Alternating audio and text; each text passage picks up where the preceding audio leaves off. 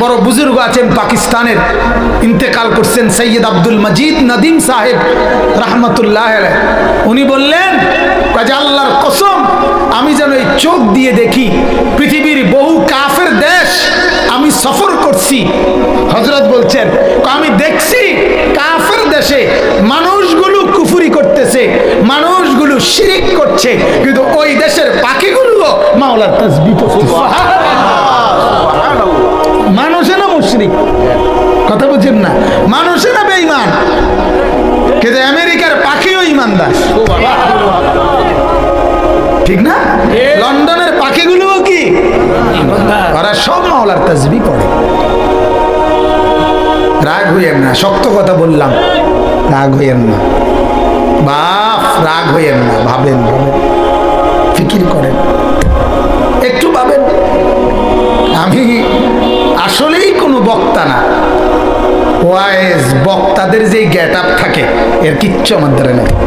এর অনেক কিছু থাকে বক্তাদের, অনেক নিয়ম কানুন, হ্যাঁ, সিস্টেম থাকে, কাগজ থাকে, ফাইল থাকে, দাওয়াত দেওয়ার একটা নিয়ম থাকে, হ্যাঁ, আগে কত পরে কত, মাঝে দিয়ে কত, কি ফানি খায়, আসে কেমনে, কতক্ষণ ব্যাট খায়, কতক্ষণ আসে, কতক্ষণ সদর বদর, কথা বুঝছেন না?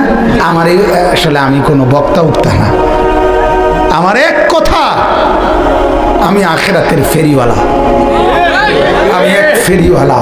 আল্লাহর কসম, দুয়ারে দুয়ারে কবর কথা মনে করাই, আখিরাত মনে করাই, আখিরাত মনে করাই, মনে করাইতে আসছি বাজান। ভুলে গেছেন আল্লাহকে, ভুলে গেছেন আখিরাতকে, শুধু এই কথাটা মনে করাইতে আসছি। শুধু একটা জিনিস বলেন, বুঝার জন্য বলি, এই যে কাগজ, এই পোস্টারটা, এটা একটা পিঠ, এটাও একটা পিঠ, কথা বলেন ঠিক না? দুইটা পিঠ কিনা বলেন না? আপনাদেরকে মনে করাইতে আসছি, আল্লাহ বলছে ইয়ালামুনা যাহিরাম মিনাল হায়াতিদ দুনিয়া ওয়া হুম আনিল আখিরাতি হুম গাফিলুন। আল্লাহ বলে বান্দা, মাটির উপরের যেই পিঠ, মাটির উপরের যেই ঘর, মাটির উপরের যে অংশ, এটা তো খুব সাজাইলা, এটা তো খুব বুঝলা, এই পিঠটা তো দারুণভাবে লেখা ডিজাইন করে অনেক কিছু দিয়ে সাজাইলা, এই পিঠটা তো একদম খালি।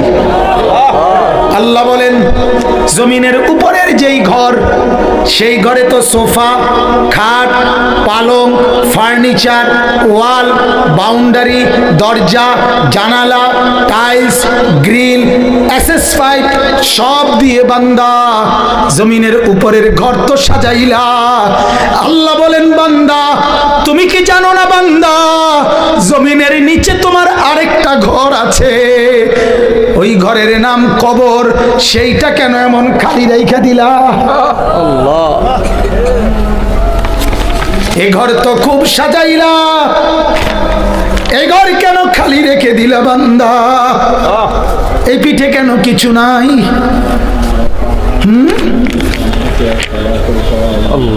বলেন, ভাবেন আধা মিনিট, জমিনের উপরের ঘর কেমন সাজাইলেন, জমিনের নিচের ঘর কবর কেমন সাজাইলেন।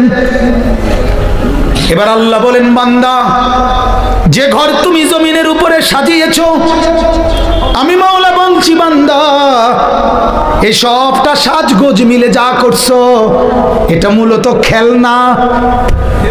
কি খেলনা?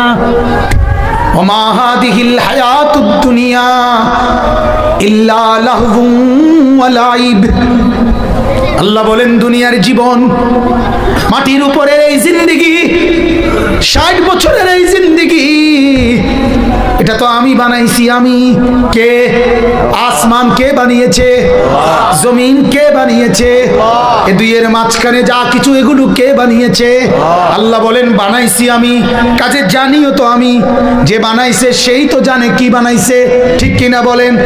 কথা বলেন তো। বানানে ওয়ালা আল্লাহ, তিনি বলেন আমি বানাইছি, এটা খেলনা। আর আমনে কোন না এটাই আসল। পাগল কারে কয়? বেকুব না তুমি? কথা বলেন না কেন? মালিক বলে এটা কি বানাইছি? খেলনা।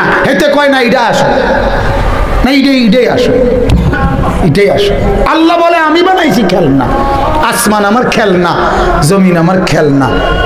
চন্দ্র সূর্য আমার খেলনা, এজন্য একদিন ইসরাফিলকে ফু দিব, খেলনা ঘর ভেঙে ফেলবে।